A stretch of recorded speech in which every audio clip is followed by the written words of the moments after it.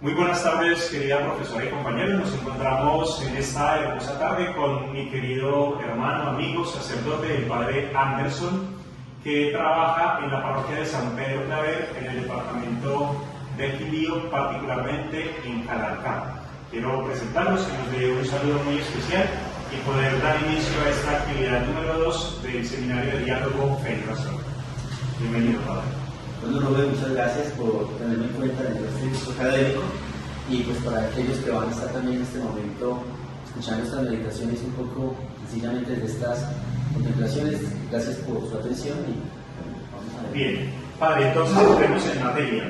La propuesta es una entrevista en la que nuestra querida profesora ha querido plantear algunas preguntas que tienen que ver en un tema no solamente candente, sino actual, como es el tema del diálogo entre la fe y la razón, cuestiones de la ciencia, cuestiones de inteligencia artificial, aspectos morales y comportamentales. Entonces, pues la dinámica es la siguiente. Yo planteo la pregunta, usted nos da su apreciación desde su conocimiento, desde la experiencia de Jesús, y vamos entrando paulatinamente en diálogo. Por eso, la primera pregunta es la siguiente.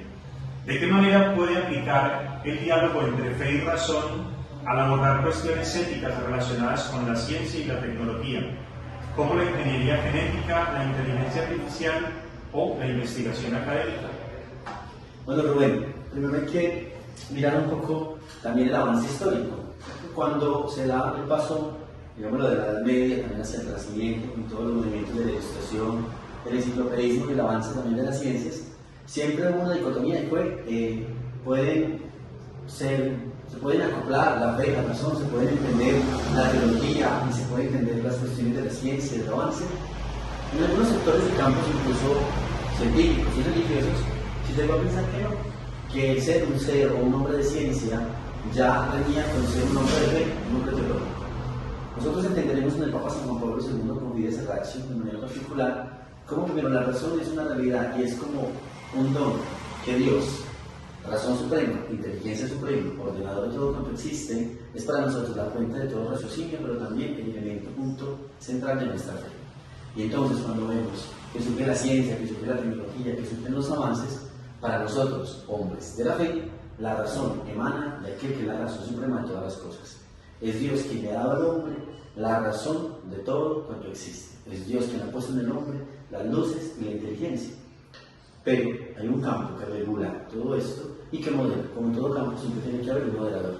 Y es, la moral nos dirá que incluso dentro de la razón, la ciencia, la tecnología, hay unos límites también que tocan al hombre, que tocan también a la persona, que tocan al equilibrio también y a esa calidad tan bella del orden, la armonía, pero también del bienestar. Bien, podríamos decir entonces desde esta primera apreciación a la pregunta que no es un tema nuevo, es un tema que se ha tratado desde otros momentos históricos y que es fundamental. Dos, que la implicación de Dios como aquel que todo lo provee es capaz de darle al mismo hombre pues esa capacidad de entrar en diálogo, de pensar, pero que no lo puede hacer sin unos límites o una correspondencia en términos pues, desde la fe, desde la ciencia y desde la comprensión del universo. Bien, padre, la siguiente pregunta es la siguiente. ¿Cómo su fe y razonamiento influyen en su compromiso con actividades del voluntariado y ayuda social? ¿Cómo se sienten llamados a servir a los demás y qué otros aspectos racionales consideran a elegir dónde y cómo ayudar? Bueno, Rubén, lo primero es que cuando uno mira desde la fe, Jesucristo nos enseña a identificar en las personas, pero también en el mundo donde Cristo estuvo, aquel lugar donde Él puede hacer el bien.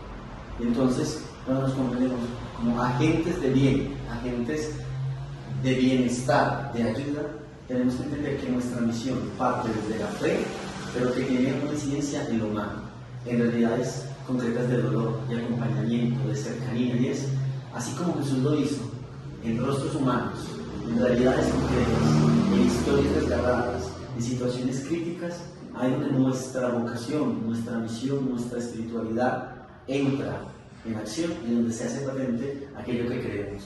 Y es que Jesús vino para entrar en diálogo con la humanidad, para sanar, para liberar, para levantar al que está caído. Entonces la caridad, el voluntariado, la incidencia, todo lo que hacemos es a ejemplo de Cristo es tocar la carne del que sufre y es dignificar y levantar al que está caído. Esa es la obra de la fe, la obra de la redención, es venir por aquellos que sufren para levantarles en sus realidades. Quisiera unir esa bella respuesta a ese segundo momento con cosas que la tercera pregunta nos hace y que creo que son muy significativas hoy. Si es Cristo ese motor y es aquel que nos muestra con su ejemplo en la vida, ¿cómo encuentra consuelo y esperanza en su fe? ¿Y cómo utiliza su razonamiento para enfrentar situaciones de crisis, como desastres naturales, como pérdidas personales o desafíos imprevistos?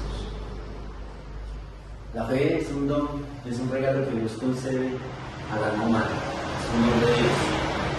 La razón es aquello que Dios imprime y que Dios puso en nuestro ser, para también asimilar incluso aquellas cosas que de una u otra manera nos superan. Y entonces las dos pueden ser fundamentales para entender que hay sucesos para los que no estamos preparados, pero que siempre tienen una luminaria. Y es que a través de un proceso de dolor, un proceso difícil, nosotros también podemos descubrir desde ese camino que a veces es difícil de entender en un primer momento, y es cómo podemos ser un signo de consuelo, pero también nuestra vida es tener hoy un camino con Dios, un camino de superación, pero también es una compañía para el que sufre. Y entonces, ¿cómo se ven las situaciones de crisis? Yo lo he creído que se ve también como una pedagogía de la renuncia. Nuestra fe es la certeza. Los cristianos no tenemos seguridades, nosotros tenemos la certeza. Nuestra fe es la certeza de que hemos hecho y de que estamos caminando de cara a Dios, y es la razón de todo lo que hacemos y por lo que nos movemos. Cuando uno en esa certeza vive, vendrán las dificultades y las crisis, pero hay una certeza mucho más grande y es el motor que lo mueve.